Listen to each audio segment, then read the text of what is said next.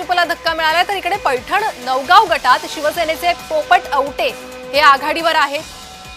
चितेगाव गटात शिवसेनेचे कृष्णा गिधाने आघाडीवर आहे। पैठणमध्ये शिवसेनेची जादू पाहायला मिळते। बिडकीन गटातून ठाकरे गटाचे मनोज पेरे हे आघाडीवर आहेत।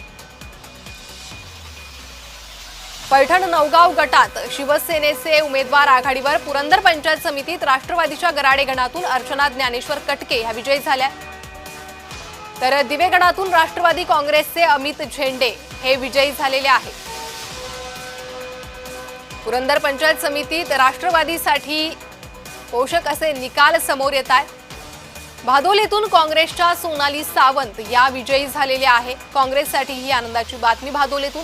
तर उसगाव जिल्हा परिषदेत भाजप उमेदवार नामदेव वाईंगडे यांनी विजय मिळवला आहे। भादोलीतून काँग्रेसच्या सोनाली सावंत विजयी झालेल्या आहे। रत्नागिरीत शिवसेनेनं मोठी आघाडी घेतलेली आहे।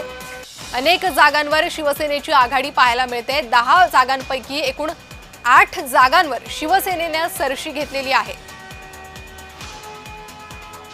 शिवसेनेचा बालेकिल्ला या ठिकाणी शिवसेनेची आघाडी पाहायला मिळते।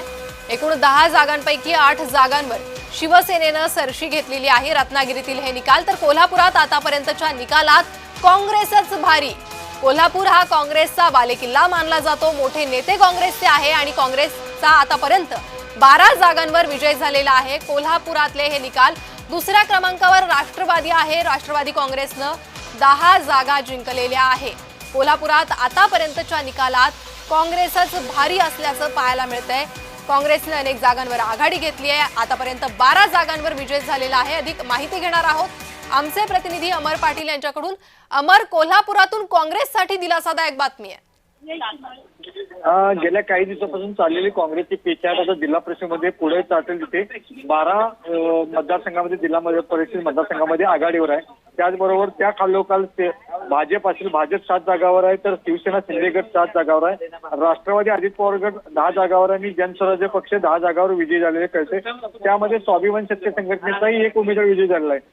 त्याचबरोबर आता सगळ्यात जास्त म्हणजे कडगाव जिल्हा परिषद मतदारसंघामध्ये सारिका यशवंत नांदेकर शिंदे सेनेच्या विजयी झाले आहेत। कडगाव पंचायत समितीमध्ये अरुणा देसाई या शिंदे गटाचे विजयी झाले आहेत आणि माडगाव गणामध्ये धनंजय लाड या शिंदे गटाचे विजयी झाले आहेत। त्यामुळे कोल्हापुरामध्ये काँग्रेस जरी बरोबर असलं तर त्याचबरोबर भाजप आणि शिवसेना ही एकाच एक लागून आहेत। अगदी अमर, आपण जर पाहिलं तर कोल्हापुरात अनेक महत्त्वाचे आणि मोठे नेते हे काँग्रेसचे आहे आणि त्याच नेत्यांवर कुठेतरी मतदारांनी विश्वास टाकला आहे का, असंच या निकालावरून तरी दिसतंय। हो, आता अलीकडे पाहण्यात आलं तर काँग्रेसचं वरचढ दिसते, कारण 12 जागावर काँग्रेस आहे आणि 10 जागावर आतापर्यंत राष्ट्रवादी काँग्रेसने विजय मिळवला।